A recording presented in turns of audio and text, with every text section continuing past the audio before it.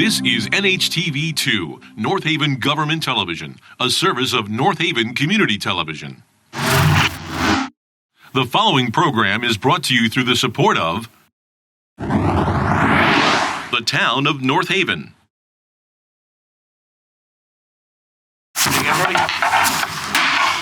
Hi, welcome to the February 2020 meeting of the Board of Police Commissioners. My name is Larry Lazaroff, I'm the chairman. To my left is Robin Wilson, vice chairman.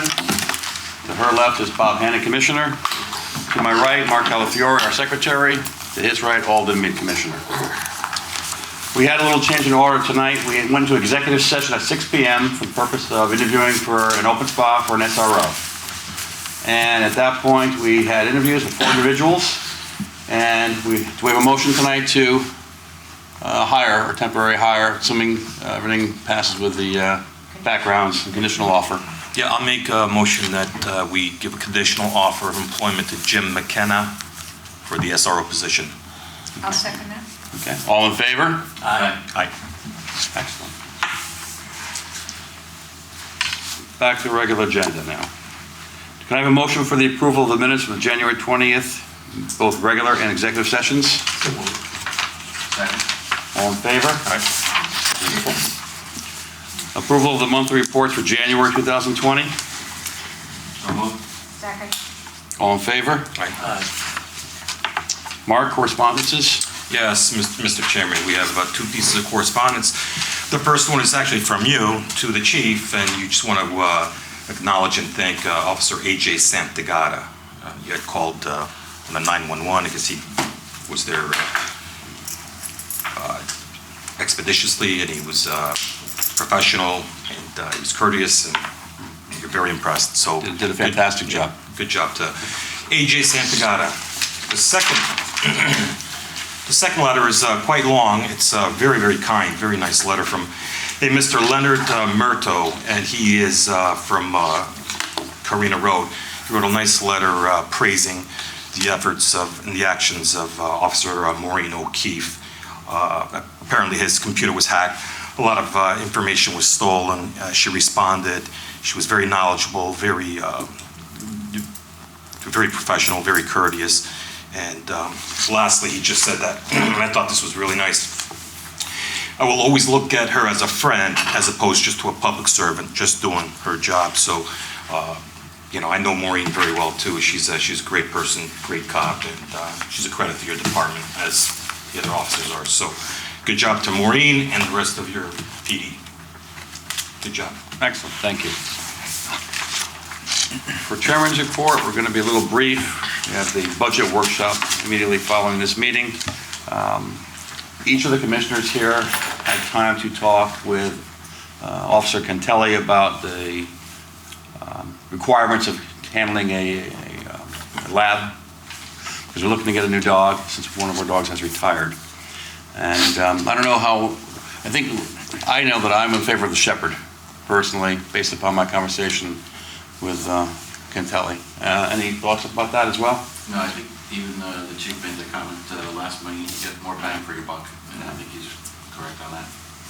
I'm good with the Shepherd. Yeah. And Officer Cantelli was very informative and went into a lot of detail, and it appears that the Shepherd is definitely going to be easier in its training, and therefore will be easier to find somebody to. Multi-purpose dog. So what, Chief, what's the next procedure now? What happens next? Well, we have to, I'm certain we have some funding available. We have to check with the Connecticut State Police as far as their ability or what their time schedule is to get us into a class. It's probably, at this point, going to be September, October, I would imagine, of this coming year. So we'll have to see what we got, and then we can check and see if we have any officers that would be, Okay, so you post the option first in the department first? No, I think what we'll do is we'll put something out. But I think what we need to do is we have to find out what our timeline is. Gotcha. Just to make sure that, I'm sure there's there seems to be a push to get it. But it seems like there's a push from inside to get it. I understand that, some people want to have an opportunity to do something different. I get it. But we have to make sure we get the right person. These are very, very, these assignments are very special assignments. These are things you just can't get trained for and then decide 6 months later that you don't want to do it. And we do have some people that we've sent for special training, and they have then turned and said, I don't want to do it anymore. So we're going to sit down and make sure that whoever is going to want to do this or have this assignment has got the commitment, and the commitment's going to be married to that dog for 10 years. And, What is the, no, Go ahead, I'm sorry. what's the process that you go through to pick a person? well, what we'll do is, we'll send something out to see if there's anyone that has any interest. And then what we'll do is we'll see, make sure that they have some type of sponsorship from the supervisor to make sure that they are, and then we're gonna look at their attendance. We'll look at their work record. We're gonna look at everything. We're not just gonna take somebody and say, well, you're the favorite son or you're the favorite daughter, and you're gonna be the dog handler. But I guess, Those days are gone. I guess I'm asking, do they go before any particular people? Yeah, what we'll do is, when we get that group, as we did in the past with this last one, we had the Connecticut State Police actually helped us interview the candidates. They actually took part in a physical agility test to make sure that they're physically fit. You're gonna be running with the dog. You're gonna be going over walls with the dog. You're gonna be picking up the dog and putting the dog on the other side of a fence. So these handlers, and they're not, they've been training dogs for a number of years. They can sit there and they can tell by the way somebody interviews whether or not they have that commitment and that drive.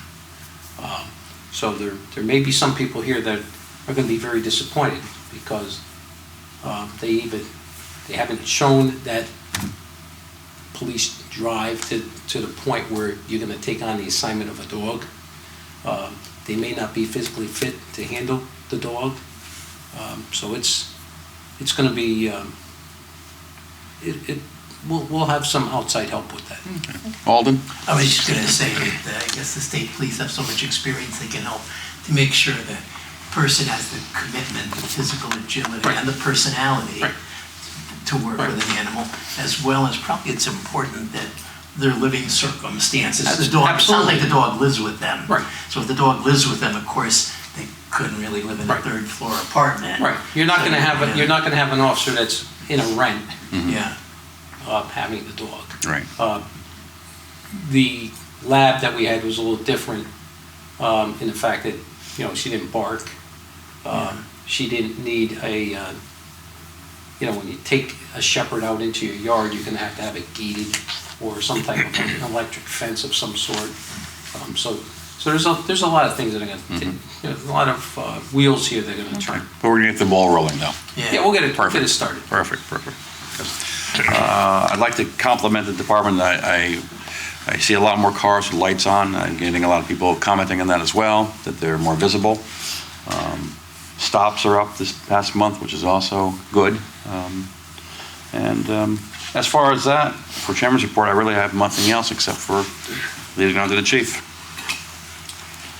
Okay, and being that February is already a short month and we're meeting a week early, and we have tonight's budget workshop in a few minutes, we'll keep this brief, but as far as our public service announcement here, or PSA, we have had a few complaints of this past month relative to telephone scams. We try to remind our residents and our business people that the federal government, the state government, they don't solicit money or payments from you by telephone. The federal government, the state government, they do not demand or accept payments or make deals for gift cards. So, you gotta really be aware of these types of telephone activity, these telephone scams, and, you gotta be smart. Quite honestly, that's what it is. Gotta be smart. And if something doesn't seem right, it probably isn't, and you can certainly give us a call. We'll give you some direction. As far as our budget, we continue to stay within our expectations. The earlier handout may look a little bloated. I don't know if you got the one printed today or not, but there was one there that was printed earlier in the week, and it did not have this Friday's payroll deducted, so we should be in good shape right now. As far as next year's budget, our workshop is scheduled for 8:15, thereabouts tonight. The Veneri Scholarship Awards, I have no request for any type of consideration this month. Uniform Services, our ISU, relative to major crimes or any crimes of interest. We only had one commercial burglary down the south end of town this past month. It was a forced entry at one of the Chinese restaurants. We did have one overdose. It was non-fatal. There were only 2 vehicle burglaries, one that was unlocked, one that was actually forced open. So this, I think, was probably the first one that we've seen that was forced opened in probably a year. So the word's getting out there. The one vehicle theft that we were showing was really by a family member that's currently going through a divorce proceeding. So the incident code's going to be changed so that we don't get charged in our neighbors for that. All right, because that goes against our crime stats for the town. We don't want to be unfairly marked on that. The support services and traffic, included in the packet, I believe it is there. There's a request from a resident of Bridgeview Road requesting consideration for a stop sign at Lock Drive in Spring. And also, and there should have been one there already, and that has been addressed. The resident had also asked for added stop signage at neighboring Stanton and Lock. And I think if you look at the report that Sergeant D. Pascal had put together, and after collecting the traffic data for that particular neighborhood, I would concur with his findings that no additional signage is needed at this time. We did put the stop sign up. There should have been one at Lock and Spring all along. For some reason, it wasn't there. Not to interrupt you, but again, he did a tremendous job, Yep. Sergeant D. Pasquale, No. just analyzing the data is clear, concise, and Yeah, Tony's good, and that,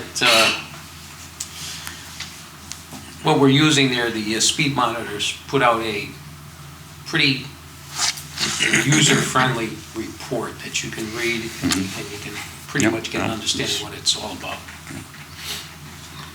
As far as, so again, I'll leave that to you before I move on, whether you want to do anything with that. I'm in complete agreement with the report as usual. The stop sign's been replaced. It was a missing stop sign to begin with, it's been replaced. The data doesn't show a need for anything else in that area, so make a motion that, or someone can make a motion that we leave things as are. Make a motion that status quo is leave as it is. I'll second that. All in favor? Aye. As far as the records and professional standards and training, Officer Carter, she's in her 3rd week of field training. So hopefully that keeps moving in the right direction. And I think that that is pretty much it for now, other than you had your executive session earlier. And there's not much more to follow up other than what was previously reported last month. Anything else from anybody? No. No. Well, I guess that will conclude of the meeting for February. A motion to adjourn? So moved? Second? All in favor? Aye. The preceding program is brought to you in part through a grant from the town of North Haven.